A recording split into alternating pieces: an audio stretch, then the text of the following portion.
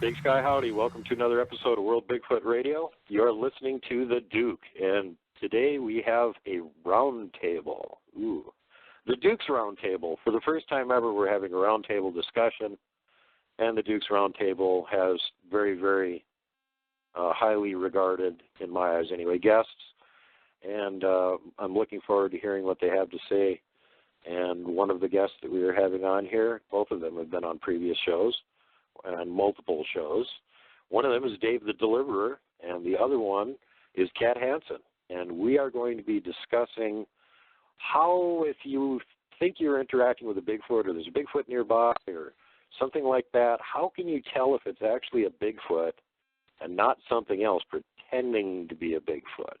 And that's the topic of discussion. The red hair.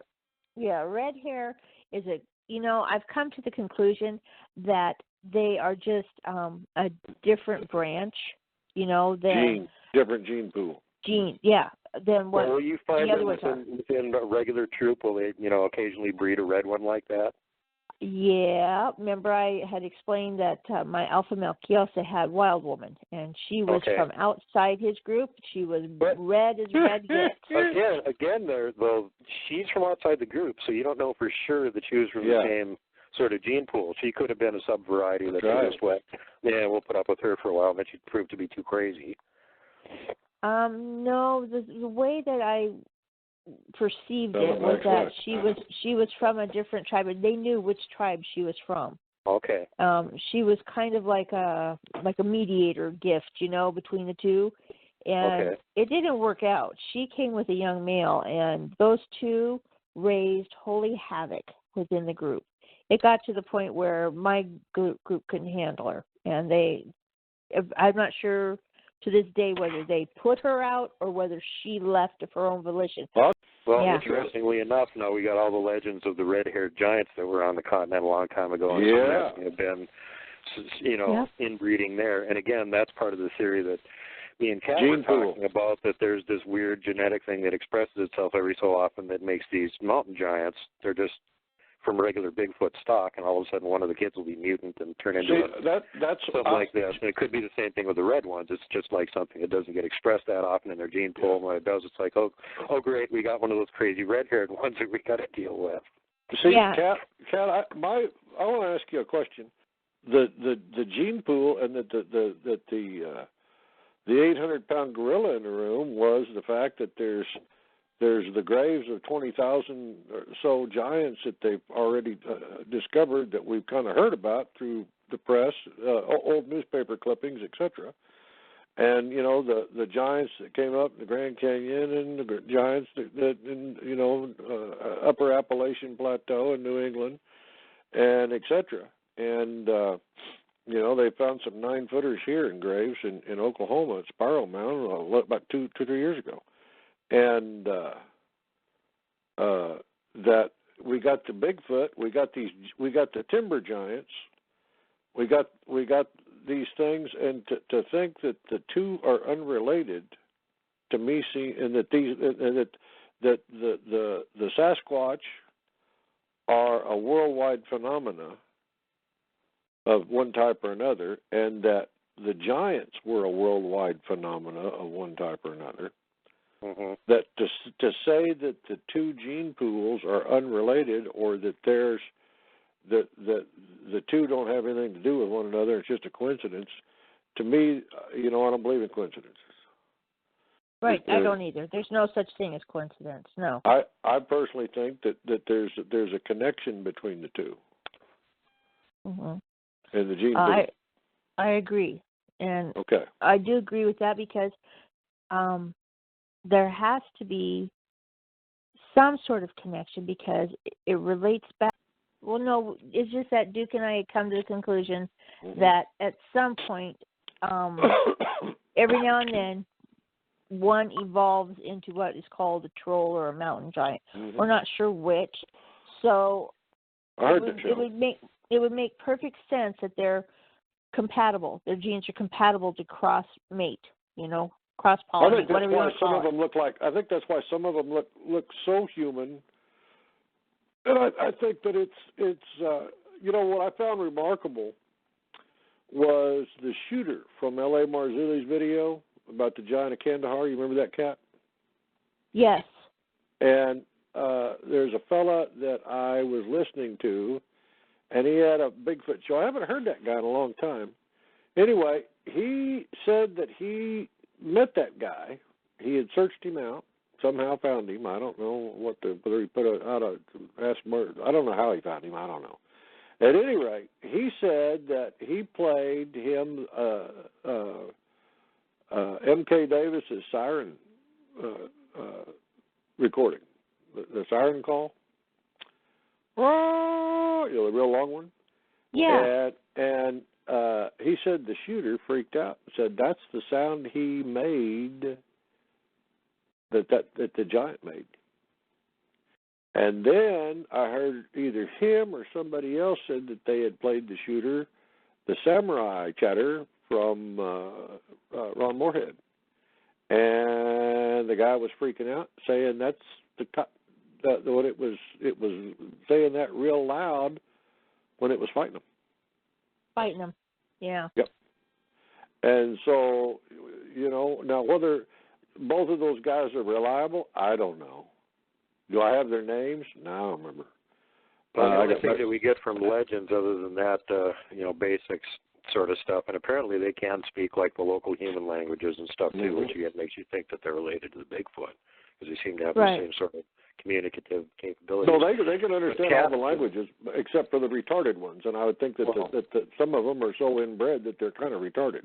Some of the Bigfoot are too. I'm convinced. Well, yeah, a small gene pool for a long time. Yeah. But to get back to this again, the other thing that comes up in legends about the mountain giants or trolls is that they do this high-pitched whistle, like a police whistle sort of thing. I just remembered. Khat can vouch for that because she actually did that by accident and had one of the damn things show up.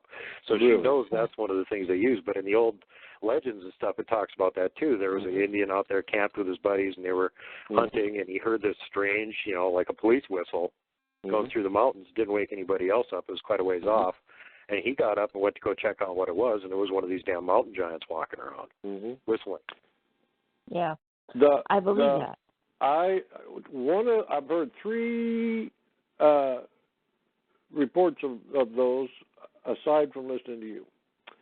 One was the one you referred to, the guys up in Alaska, military guys and their sons. Yeah. And they saw one with tusks. It was about an 18, 20-footer. Yeah. And then another one where evidently looked similar to that, and the guy laid down in the ditch and pulled the brush over him. And then there was another one, and I guess those were Bigfoot-looking rascals, but they had big tusks. I don't know. But I heard a report, the guy sounded real believable. He had seen one, and he said, and they asked him to describe it, and he said, well, it looked like a person, but it was about 20 foot tall, and it had on a pair of moccasins and a loincloth, and nothing else. That's a mountain giant. And it had red hair. Yep. Red hair. Yep, that's a giant. Yep, and that was in somewhere between Alaska and Montana. It could have been either one of those or somewhere in between. The ones with the 3 military guys, those were Air Force that had a couple of kids with them. They were camping out here. That was in the Belt Mountains. That was here in Montana. Was it? Up in Alaska, yeah. Okay. That was back in the 70s here. Okay. Recent. Another one that came in was a really old oral report that got passed along. I think it's over 100 years old, from over in the Pac West area, maybe up in B.C., where somebody got actually nabbed by these things. Oh, boy. Kid, and he was taken into their underground, so he got a good description of that whole thing and everything. Holy moly. And there was already another human being there. It was Indian, young Indian woman, and there was 2 of these things there. And she could talk to him, of course, because, you know, spoke the local language. And she said, you know, I'm fine here. They've got me for a slave. They won't do anything to me as long as I don't cause trouble. You need to get out of here. They're going to eat you. So as soon as they were gone for a little bit, he got his old knife out and started prying around the edge of the door that they had this big boulder on, hiding the entrance and managed to make enough of a gap that he wormed his way out. And about a week later, he found some prospectors, and they helped him get back to civilization, and he survived it. So anyway, that's it for that story. There's not a whole lot of mountain giant stories out there. If any of you listening out there know of any or have seen one, love to hear about it. Inquiring minds want to know. Yeah. Any giant four-toed tracks over 2 feet long are worth talking about also, because they tend to be anything bigger than that usually isn't Bigfoot anyway. So we've got like a bunch of things that we've brought up now that we can use to like hopefully distinguish. I had something I wanted to share. Go ahead. I've been like Khat. I've been and you. I've been. I think probably more than you. I've been all over the West, and I've come to.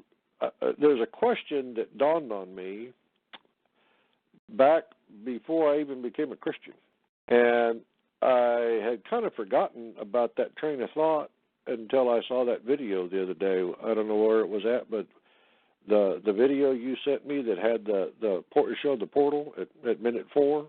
Right. Yeah. I was talking to a guy one time, and I think he was part Blackfoot or something. I can't remember. Anyway, he said, and we were talking about that. And I said, "What about those shields that you see?" And he says, "They're not shields. The cave drawing deals, the circles, that look like that portal."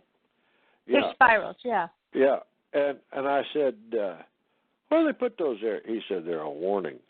They're a warning. Get the heck out of Dodge because those things are here." Yeah, there's a portal nearby. Weird things come out. Yeah, and that was Khat was saying where they'd have other little pictographs or carvings showing you. They knew specifically what kind of things were coming out. Nobody actually called out a warning. If you see one of those, get the heck out of there. Don't take your pictures and get the heck out of there. Yeah. Right. Don't go back and say, "Oh, I want to hang out here." No. Because that's not a good thing, folks. That's a warning. Yeah. Just set up your game cam and leave. Yeah. Exactly. Or don't go back. Well, forget your game cam. Sometimes it's just better to get the heck out of Dodge. Yeah. It's like, I find myself in Jurassic Park. I think I'll come back for my game cam. Now you're in Jurassic Park. Get out of there. Well, yeah, exactly. And I'd like to say, I'll throw this out there too for the listeners. Okay, it's not like you can't go onto YouTube and look up portals. You can look up portals. You can look up weird videos where you're actually seeing energy waves coming through. I'm thinking specifically of one that I saw the video of where it was I believe it was Korea, and it came through and lifted up 2 cars and a big delivery panel van. Just lifted it up and tossed them. I've and you seen can, that, yeah, you can see things like that. And the reason you're seeing more and more things like that is because of what I said. With the strangeness of the frequencies, they're popping open more and more and more. Where people least expect them, they're popping open. Do they stay there for any length of time? Well, studies haven't been done enough, but obviously it's like a wave. You can see the wave coming, and then it comes through, and then it's gone. And Dave has experience with that, where he saw it coming like a wave. We got vernacular for that. It's called "This is the end times." But yeah. Yeah, exactly. Yeah. You'll be talking about what I shared with you earlier. Yeah, please. Yeah, I was, quantum physics. He came up with quantum physics, and it scared the dickens out of him. He'd never dealt with it again, but he proved it mathematically, and we call it quantum physics today. He proved there's a 4th dimension. And now I have friends from the past that I hung out with in Colorado that were brainiacs, and they had doctorates in physics, and I've been told that there's 22 dimensions, there's 27 dimensions. Back then I used to look at them and just wonder what they were talking about, but according to what I understand to be Christianity is there's the 3D we live in, the 4th dimension, and that's the demonic, and then there's the 5th dimension, and that's the angelic. The 6th dimension, that's the dimension of heaven, and then there's the 7th dimension, and that's the dimension of the throne of God. And the old timers knew that because how many of us have heard I'm in seventh heaven? They talk about seventh heaven. They even had a TV show named that, Seventh Heaven. Well, that's an old term that came out of old time Pentecostal Christianity, and those guys got that from somewhere. They evidently heard it from the Lord. And I'll say this much: in the fourth dimension, you pass through that in praise. You go to church and they do really strong praise. It feels good when you finally get into the worship. That's the fifth dimension. Mm-hmm. And you'll become angel conscious. But when you go to a church service and they kind of muddle around with the praise and they'll do a little worship song, they'll go back to praise. About the second time they do that, you're ready to get up and leave. You know why? Because you become demon conscious. Mm-hmm. Because the fourth dimension is the dimension of that you pass through in praise, and that's the dimension of the demonic. The fifth dimension is the dimension of the angelic. The higher the praise, the more militant the praise, then when you plunge into worship, the deeper you go, and the deeper you go in worship, you become angel conscious. You become conscious of the angelic. I've been in services where there'd be 100 people in the service, and we literally would hear hundreds of more voices and singing in registers that we couldn't sing in. I'll raise my hand on the Bible and tell you that. Abundant Life Church in Tulsa, Oklahoma. Rhema Church in Tulsa, Oklahoma. I can go down the list. Places I've been where you could hear the River Church in Tampa Bay and Rodney Howard Brown services. I'm telling you, we've heard angels singing. And the sixth dimension, when the worship goes deep, that's the dimension of heaven, and you become heaven conscious. But I was in a meeting, a Benny Hinn meeting, and people say, "Oh, Benny Hinn, he's a big phony. Oh, Benny Hinn, he's a fraud. Oh, people don't really get healed." Well, just pause yourself for a minute and listen. Number one, 99% of the people get up on that stage. Benny Hinn didn't pray for them. The people that work down in the teams did. Mm-hmm. And I've seen healings. I've seen healings that would curl your hair. I've seen people come out. I saw one guy come out of a wheelchair. Part of his spine was missing. The gal saw faith on him and grabbed him and pulled him out, and all of a sudden he's running around the arena. I've seen healings. I've seen tumors fall off people. I wouldn't be doing what I'm doing if I didn't know this was for real. Mm-hmm. I grew up a Nazarene, and they all said, and I've spent time as a Baptist, and healings are not for today, and all this. Believe me, it's all for nothing passed away. It's all for today. And but I was in a Benny Hinn meeting, and the worship. My God, the worship! It was at the Anaheim Convention Center, or Anaheim Arena, where the Ducks play, back in the '90s, mid '90s, and I was on the second row. Stage left. In other words, I was looking at. I was on the right side of the stage, with me looking at the stage, and the worship was so deep. And then all of a sudden, I saw a shimmer come toward me, and the whole place everything I saw was shimmering. And then it began to pass slowly through my body, and I looked down, and my bones began to contort. My arms. And my hand, first it was my hands and my arms, and my arms started to bend where I don't have joints. And it didn't feel comfortable, but as it passed through me, it passed through my whole body. I'm overcome. And then after a few moments, I turned. It's like the Holy Spirit just turned me to the left. As He did, I looked, and suddenly there was a sheet of water hanging vertically the whole length of the floor of that arena, from right below the ceiling to right above the heads of the people. And I was in awe. I stood there with my mouth open. And suddenly, ripples began to appear. I don't think everybody was seeing this. I was in the Spirit. I'm telling you, and that's easy for me because I have the calling of my life, but suddenly, I saw ripples like you'd toss a pebble into a pond. Ripples appeared in this vertical sheet of water, and then all of a sudden, angels began to walk out of that. And all of a sudden, I looked, and about every other person in a 19,000-seat arena had an angel next to them. And the miracles began to pop. Healings began to pop. I saw people come out of wheelchairs. It was all over the place. Didn't have anything to do with Benny Hinn. All over the place. Healings. And, my God, from the edge of the stage right, they began to line up. They were 4 abreast, and they went all the way back to the end of the arena, the floor of the arena, and then all the way across the back. And then they came all the way back the other side to the edge of the stage, and there were another 200 people trying to get in line. That's how many healings they had.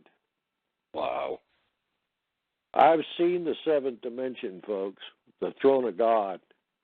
I tell you one thing: God loves you, and if you can get into His presence, you'll get what the Lord has for you, and you'll get your healing. It's not about you praying a prayer. It's about being.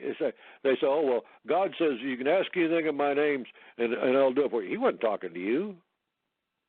He wasn't talking to you. He was talking to those 12 disciples who became apostles. Mm-hmm. Now, you become who they were. You get to walk with God that they had, then you can pray those prayers. In the meantime, if you can't pray those prayers, you better find you somebody that's got a hold of God and is trying to get there and has that kind of a walk. And you better adhere to them like glue, because they can pray those prayers. I lived for a long time praying those prayers and nothing happened. Then all of a sudden a new world opened up to me. And then he says, "And those attesting signs shall follow them that believe in my name. They'll cast out devils." And number 1. Number 2, they'll speak with new tongues. And number 3, they'll lay hands on the sick and they'll recover. Lord spoke to me one time. He said, if I'd have wanted it in a different order, I'd have put it in a different order. So that's all I got to say about that. Question for you. You, when you're in the process of grabbing onto one of these nasty suckers and throwing them into God's trash disposal. Oh, I do it with my voice. I don't do it with my hands. Do you actually get to see them? Can you see them? Is there like a presence you can see over the person? I have. Sometimes I have. Sometimes I've seen them in people's living room. Mm-hmm. Yeah, but most of the time most of the time we've already taken them through some emotional healing, which is dealing with the cross as catharsis for how other people have treated them. In other words, you give up your offense as a work of the cross at other people, and that's a whole transaction. Go back through your life, including your mom and your dad, for not giving you the blessing. You're valuable, beautiful, loved, approved, and worthy. Number 2, that you then, after you got that done and you've seen Jesus die on the cross for all the hurt and wound people have caused you, then number 2, you forgive them for who and what they are. Then number 3, we give you in between number 2 and number 3, we give you the blessing that you should have got from your dad and on behalf of your Papa God, that your soul is valuable and beautiful, and because of that, I love you on behalf of your dad and your Papa God. And you're approved and you're worthy of this, to carry the responsibility of the family, worthy to carry responsibility of your own family. And you're my beloved son, daughter, whom I'm well pleased. Then number 3, that we take you to Gethsemane, and now you're going to submit all your emotional hurts and wounds to Papa God for healing, and He heals you and becomes your dad for real. Gethsemane is a wonderful place for us. It was a terrible place for Jesus. Yeah. And those 3 things permanently and irrevocably change your identity, who you are and how you deal with things. Then you use those 3 transactions to process forgiveness every day, and that's how you walk in emotional purity. What is that? Let's say, blessed are the pure in heart, they shall see God. And it gives you huge protection from all the demonic forces that are running around. Brother, I'll tell you right now, I don't have any unforgiven offenses at people. All right, buddy. Well, I got a couple more questions for Khat. Khat, sure. In the esoteric world of the sort of stuff that you deal with on a regular basis, is there any difference between a portal or a vortex, or are we talking about the same thing? Well, portals will take you from one dimension to another. Okay, vortexes to me take me to a place where there's nothing. You can call it purgatory if you like. You can call it, anything. There's nothing there. And it's almost like a neutral space. We have vortexes here in Arizona. We have Sedona that has portals, and it also has vortexes. in Oregon, they have a vortex, a place that's like a permanent vortex, and they've got like a tourist thing where you can go see it and stuff. Right, again, that's what this is like. Yeah, this, again, you're in like a neutral, there's nothing there. It doesn't, there's nothing there. When you're there, things, the magnetic anomalies, you hear like a whoosh, a strong wind, but there's nothing there. You're just like in neutral. It's neutral, like your car is in neutral. And you can look around and see, and it's still neutral. On the other hand, when you get the portals, they literally are portals. They're dimensional doorways, and they'll take you to and from different dimensions and different points in time. I want to emphasize that because there have been many stories of people walking down the street, stepping off the sidewalk and vanishing, and then showing up, 2 states away or a whole continent away, and people say, I don't know where he came from. This relates back to what I was saying earlier about with the frequencies being changed, everything's just kind of opening up, and they're being, you've got portals opening here, there. And is it dangerous? Yeah. Is anything dangerous? Crossing the street's dangerous if you don't stop and look and be aware and assess of what's going on. But if you can assess what's going on, then you can do it safely. Well, I don't think anybody ought to go into one. No. And have I? No, I will not, because, the elders say that there have been shamans that can control them and know where they're going, but by that same token, everything's changed slightly. So is it dangerous? The shamans they're talking about are using witchcraft. You're shamanistic, but you don't use witchcraft. No. You see things. I respect Khat because she's a Christian, and number one, number two, she's an agnostic on the religion part of that stuff, and and I've heard her say that before too. Yeah.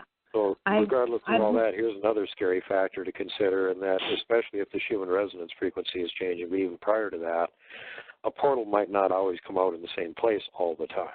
That's right. That's what I said. It might not come out at it might not come out at our point in time either. Mm-hmm. So it might come out in the same place, but at a different point in time. So you have no idea where you're going to end up, and if getting back is even going to be an option. It could be one way. So no way you'll ever go into a portal. And there won't be a DeLorean with a flux capacitor on the back of it either.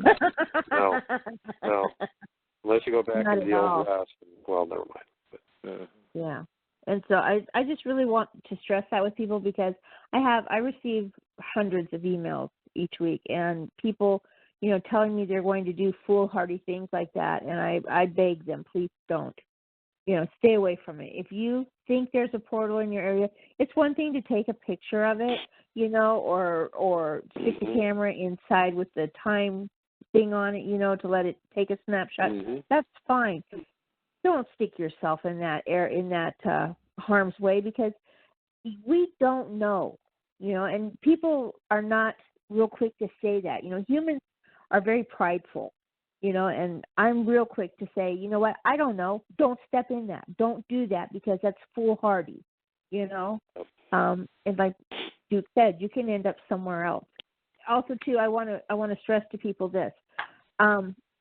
Portals were specifically, I was taught that they were specifically made for angelic beings from above, from their dimension to our dimension. Okay, so if you think about that, I always equate it to like diving in a wetsuit. When you go diving, you have to have a certain mixture of oxygen, in your tanks, and it's got to be calibrated to you. You can't just go and say, hey, it's all great, Everything has to be calibrated to a certain extent. And sure, these other beings are using the portals to come to and from, but they weren't originally created for them to use. They're just taking advantage of the transit system. Well, or going back to the dimensions, I think that you look at Samson's parents, and an angel just stepped out of nothing and was there. Right. But then when he left, he didn't go back through that. He jumped in the fire and went up. It was gone. Yep. Yeah, and that portal had moved over the fire. Yeah. Well, I haven't met anybody yet that can jump into a fire and get through a portal, and you don't know if you're going to come out in the middle of a furnace somewhere. Exactly. That's a very good. Let me point something out to you. What is the biggest magnetic resonance that's moving on planet Earth? Magnetic poles. Pardon me? I think it's the magnetic poles, if you ask me, because they move. They're called volcanoes. Okay. Yeah, they're called volcanoes, folks. And you might step into one, and you might just find yourself coming out the other side in the lava. Oh, I see what you're saying. Okay, I get it. Yeah, okay. It's magnetic beyond belief. Yeah. It could most certainly be a portal, and you most certainly are not coming back out of that. Well, here's another one to consider. We know that those little gray guys pretending to be aliens or actually have underground bases, and some of those underground bases might have portals in them. And if you walk through a portal, maybe you can end up in one of their underground bases. Yeah. Yep. And then they give you the pill that chills, and you live, and they put it under your skin, and now you got the mark of the beast, and guess what? You can't die, and you're used as a slave for eternity until the end. They'll send you to the surface, and they'll use their minions to make sure you get into Congress. There you go. Hey, that's a well-kept secret. Be careful there. Hey. Yeah, we don't want to expose that. Alien slaves are running Congress. Well, we're running short on time, guys. Is there anything else that I think Dave's pretty much covered everything. Khat, is there anything else you wanted to bring up as far as on-the-spot recognition? It's not necessarily at your house or like just if you're wandering around the woods and you're backpacking and you think maybe that's a Bigfoot, but I'm not sure, and it's acting weird. And so you can expect you're not going to see any sort of paranormal stuff. It's not going to shift form. It's not going to dematerialize. No, and I want to clarify. Okay, well, they do use the portals, like I said. They step in them. I do not understand how they use them, but I've said this many times, several hours a day, they do lay down and put their heads against, let's start with that. The ley lines. And start over and say that sentence again, and about your feet, too. Okay. These guys, the stadium, put their heads down many times a day, or several times a day. Okay, depending on how much. I want to clarify this. Depending on how much energy they use, they expend, okay? They will lay down with their forehead touching the ground, knees tucked up underneath them, so it looks like their rump is up in the air, okay? And they stay that way for anywhere from 30 minutes to up to 2 hours, okay? And they do this, and I didn't understand for the longest time why they did this. Well, let me interject something. Just a second. Bear, Jim King, he on one of his shows, he was deer hunting, and he discovered one taking a nap. He said, that's a funny way for that thing to be over there. He said the thing was on its hands and knees with its head on the ground, and it was taking a nap. Oh, my heck. I didn't know that. I don't listen to him, so, okay. See, I like that when I have validation. And it woke up, and he had it covered with his semi-automatic, I guess, Lot 6 or whatever. And he thought he was going to have to shoot it, and it just walked on by him with grumbling, but that it had been caught. Well, to back that story up even further, Taylor, who's been on the show a couple times, interacts with Scooter and Scooter's tribe, has reported the same thing, where they take these little short breaks, and they'll put their, same thing. They'll get down there and put their head on the ground. And I like the story about Jim Bear King because guess what? He was one of the outlaws when he told that story. Yeah. And, by the way, Bear's going to be on the show again shortly. He's an upcoming guest again. So there you go. There you go. Anyway, they put their heads down, and it took me a long time to figure this out. But what they are doing is recharging, okay? And there again, magnetic energy. Somehow there is something in their brain that allows them to harness the magnetic frequency. They've got that brachial arch thing that they do, and their foot is flat. I want people to understand this. The foot is flat, so what you're making there is a circuit, okay? You're making a circuit, okay? So these things lay there, they charge, they do what they're going to do, and I honestly believe, as near as I can figure out, this is how they are able to do the disappearing, also reappearing so-called trick that they do, where they vanish and then appear and then vanish and then appear, They do this because, let me say, a good example of this is the man, Justin, the guy who said he shot the baby one for Justin, yeah, it's me, yeah. Justin, there you go, Justin, yeah. Okay, he said that he saw it and then it stopped what it was doing, and many people have asked me, well, why in the world would it stop? Well, it looked like it was looking for something and it stopped. And I said it was looking for a ley line because it realized that it had been seen. It realized it had been seen. They have to have these lines, this magnetic energy, to be able to zoom in and out and do the things that they do to cause invisibility. It's a form of energy. Our government is now using it apparently for weapons, tanks and things where they're able to pass the current through it and make them somewhat semi-invisible. Okay, these beings already have this technology.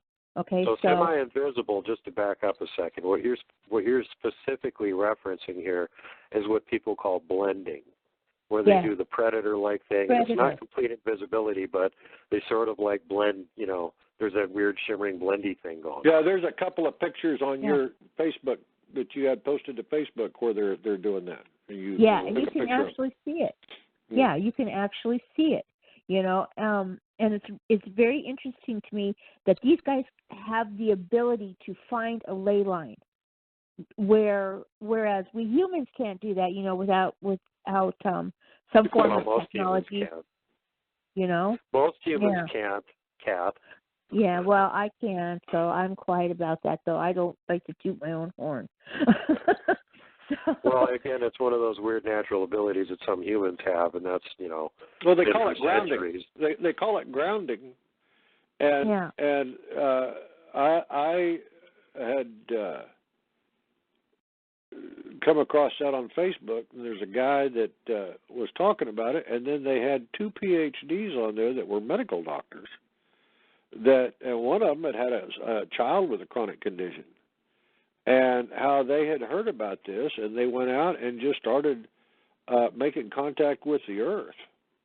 Yeah. And the guy that the video was about, he went around barefooted quite a bit. Yeah. And several chronic conditions, including osteoarthritis, had cleared up because he was making contact with the ley lines. He wasn't calling it that. He called it the earth, and and there's places. But he was making contact, and the MD that was on there, she was talking about one of her kids had a terrible chronic condition. And once she discovered this, she got her kids, they shed their shoes and started going out in the yard, and she was spending time with her kids outside, and she's talking about, how we all wear tennis shoes and this thing and that thing, and so folks, this is not hokum. This is not woo.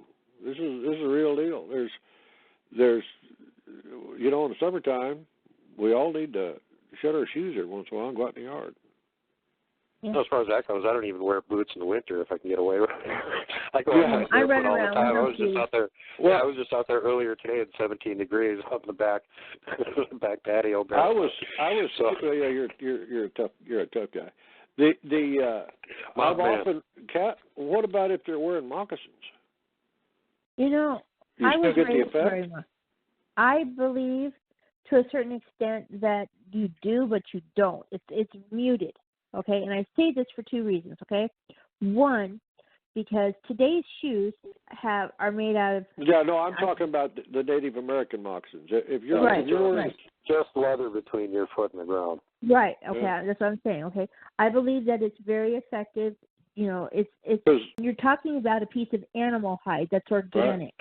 Right. Your shoes that you wear today are not. Rubber. Everything is man-made in them. Right. Okay. So it mutes. It mutes all the energy that comes up. Okay. The rubber sole will stop the lightning strike from killing you. Yeah. It also stops the grounding. You got to get grounded to the earth. Exactly. You know, and that's one of the things that I talk about as a child. I go barefoot about 75% of the time. The only time I ever wear shoes is when I go into the office. Okay. So me and Kat have a common. We run around barefoot all the time. Right. Yeah. You know, and it's just, you know, people don't understand it, but I tell them, as a child, I did go to see relatives in Alaska, and they were doing the strip mining, you know, on their property where you spray it, you know, with the water, and then they would pan whatever came down, you know, in the sluice. And I was a child. I had no knowledge of what they were doing, you know, and I stepped out of the truck. I was barefoot and immediately fell to the ground screaming in agony because I could feel the earth screaming, you know, and I said, this is, you know, what's going on? It was bad. It was really bad. They had to put me back into the truck. They rushed me into the hospital. You know, by the time they got me back into Anchorage, I was fine, you know, but at that point, they didn't understand. And I, as a child, didn't totally understand. I just kept telling them, she's hurt. Stop it. Make up stop. You know, so when I was there the whole time, I had these stupid little rain boots from Oregon that I wore, you know, and they were rubber, and I was perfectly fine.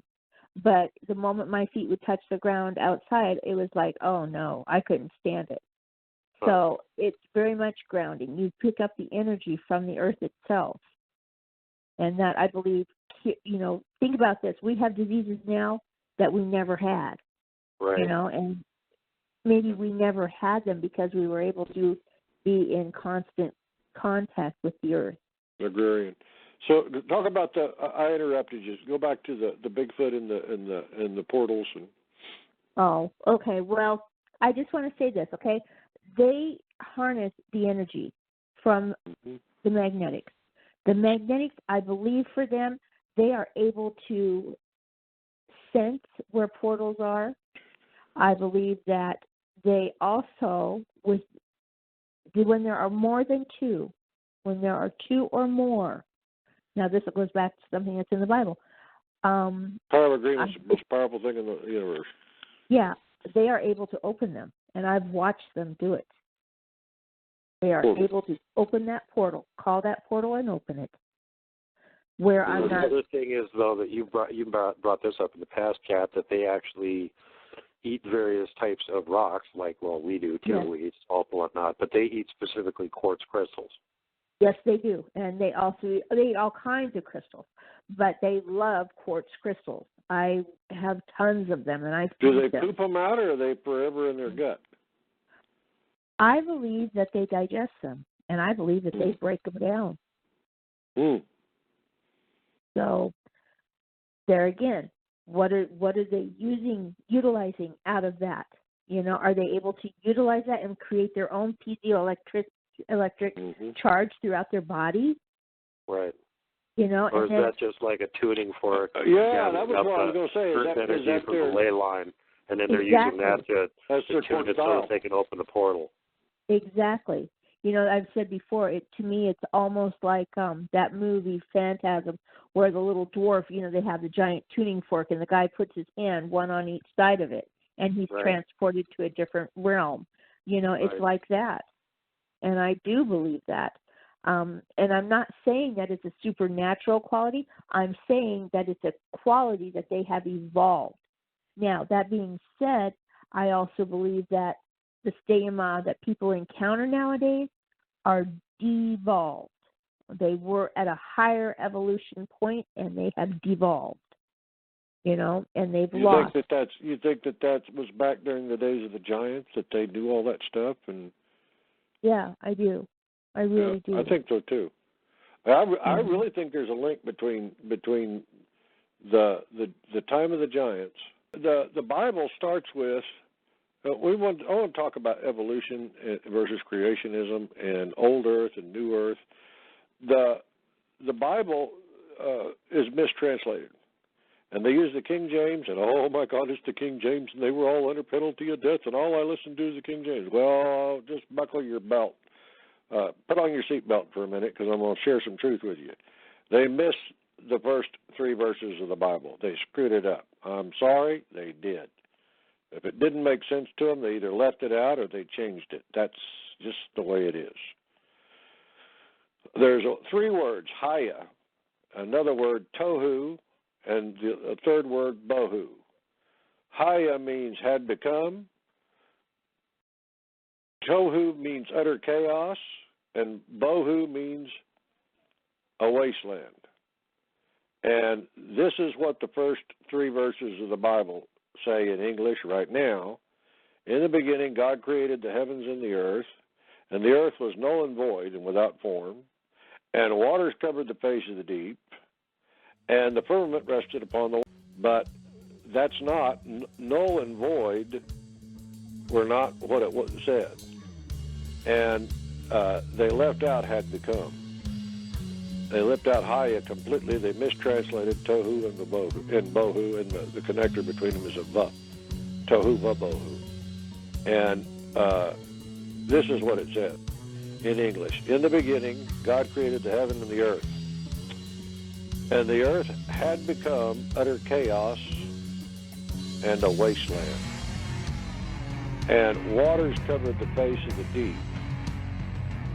And deep space, the firmament, deep space rested upon the face of the waters. That's a destructive flood.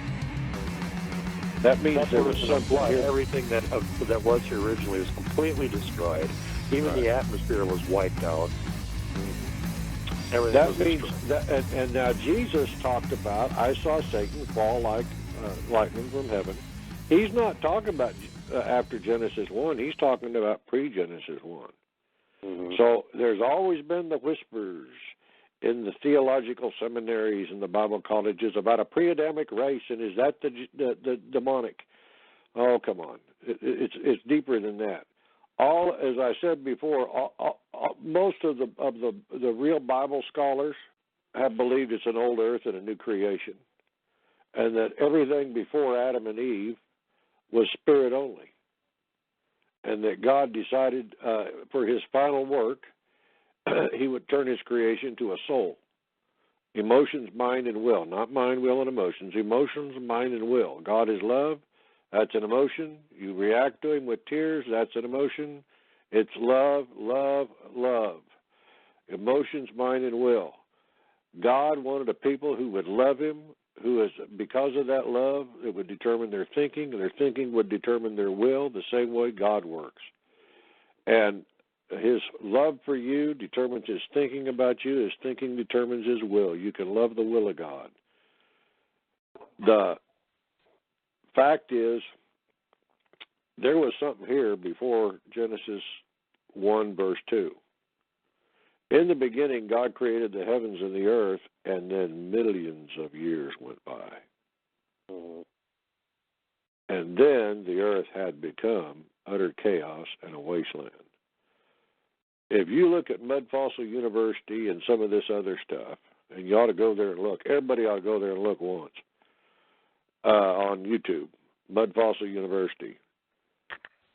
We're not the first creation. We're not the first humanoid. Science tells us today 95% of the species on the earth have gone extinct, and they're trying to get us to feel guilty for it. It's not my fault. I'm kind of glad they are. They probably would have wanted to eat me. 95% of the stuff that the fossil evidence they found. I'm talking to an archaeologist here on the phone. She knows what we're talking about. There's been absolute signs of eons of stuff. Now, I don't hold with Khat can speak for herself. I don't hold with evolution because they haven't found. If you can show me an elephant with flippers, I'm going to start to listen. But I haven't ever seen the missing link between a whale and an elephant. So, the theory of evolution is one thing, but there's been multiple creations. God's created and created and created and created. He's creative. He birthed your spirit out of his breath. The river of God that's supposed to flow out of your belly flows out of his belly at the throne. He's creative in his nature. He couldn't stop if he tried. He's been creating and creating and creating. I believe that we were a bare rock and that God was putting nutrients in the ground by all these previous creations. You look at that giant rock at Tunisia that is going around. It looks like a giant. It looks like about 3 times the size of Devil's Tower or Devil's Rock in Devil's Tower in Wyoming. It's got tree rings in the top of it. That sucker had to be 1 mile or 2 miles tall. Yeah, it's as big as a mesa. Yeah. And in Mud Fossil University, you'll see giants, the bodies of giants, decomposed giants that became sedimentary rock at the bottom of floods. Mm. And Flavius Josephus said that the slowly decomposing bodies of the first generation giants that he knew about, which would have been during the time of Jared, 350 cubits. Those were the ones that the Greeks found and created the Greek mythology around. Those were the titans of old, he called them. Right. And the fact is our God has been working on this planet for a long time. And there are a lot of mysteries. We're his final creation. And biblically, this is not something that you ought to shun simply because somebody's saying the earth is older than 6,000 years and your pastor says it's not. You ought to think for yourself. God bless your pastor. Give an extra offering for me, but you ought to think it for yourself. And that's what the first 3 verses of the Bible says. Didn't Jesus say, "Come, let us reason together"? Right. Jesus that actually issued a call for people to have a brain and think for themselves. Right. Well, I'm going to tell you one other thing that'll blow your mind. If you want proof they left things out of the Bible, there's a word called anastenizane. Every time Jesus healed somebody, the Bible says he anastenizaned. Well, the first century church spoke in tongues. To anastenizane, stenizane in Greek means to sigh. Mm-hmm. Anastenizane means to sigh repeatedly. So they thought that sounded like sex, so they left it out of the Bible. Well, the first century church knew that the apostles were telling them that Jesus sighed repeatedly under his breath. They knew he was praying in tongues. Mm-hmm. Now, where would we be with all these different denominations if we had known that every time Jesus healed somebody, he prayed in tongues? Yeah. We wouldn't be a whole lot of different denominations. No, that would have cleared that up right off the bat. And there's been a whole lot of other people healed. So I'm all done with that. But that's what I wanted to share. This is a long-term project on behalf of God. Go ahead, Khat. Well, I really didn't have anything to add there. We were just finishing up, but I do agree with about 90% of what you say. I do agree with. Okay. So I think we've solved that mystery. Okay. All righty then. Well, if you guys think we got her pretty well covered, I guess we'll wrap it up there. I really appreciate having both of you together for the first ever roundtable discussion here. And I think it was, we certainly got a lot of information out there. It may take people a while you might have to listen to this show a few times to digest all of it and go do additional research. But it should give you a lot of the information that you need to be able to make that determination yourself. If you, are wondering something weird's going on, is this Bigfoot related or is it something else? Hopefully you got enough information out of the show to be able to tell the difference on that. And thanks again to Dave and Khat for both being on here. Thanks. I got one last thing to say. Whenever you're done, I want to do a Kevin. Go ahead. No, when I'm done, we're done. Go ahead. Okay. If you see red eyes, it doesn't want to give you a hug. Yeah, that's one of the Wookiees. It's not a Wookiee. And it's not a Wookiee. Red-eyed Wookiees don't hug them. Right, so don't hug the Wookiee. Just safety first. Don't hug the Wookiee in any case. Yeah. But like I said, hopefully we can, the people out there now have a little better idea when they're dealing with a Wookiee and when they got some kind of a demon pretending to be a Wookiee messing with them. So make sure to avoid all that stuff. Stay away from those entities. Don't give them energy. Focusing on them, taking pictures of them, thinking about them, trying to interact with them. Yeah. All that stuff feeds them. If you become obsessed, yes. Obsessed means there's spirits around you. Yeah. And not in you, around you and bothering you. If you become obsessed with Bigfoot and all you can think about 24/7 is Bigfoot and interacting with the Bigfoot and wondering what the Bigfoot are thinking and wondering what the Bigfoot are feeling, those aren't Bigfoot. Mm-hmm. Those are spirits that you're screwing with. And they're now followed you home and they're screwing with you. Take authority over them in Jesus' name. Exactly. And even knowing that they're there and taking authority on them, as long as you keep messing around with them, they're going to keep coming back and you're going to keep having to fight with them over and over again. Mm-hmm. Khat, disagree? I agree, 110%. Sing the Frozen song, Let It Go, Let It Go. Forget about it. Just stay away from them. Any kind of interaction with them feeds them. Negative interactions give them more energy. But anyway, I hope everybody had a wonderful Merry Christmas, and we're all looking forward to New Year's. You'll be listening to this show before that happens, so get ready for the big New Year's. Turn over to 2018. Everybody pray that we have a better year than we already had. 2017 was pretty good, though. Let's hope that the trend continues and it keeps getting better. And, make sure you help all your friends. Always safety first, last, and always pay it forward. And, again, God help you. Whatever you do, please do not hug the Wookiee.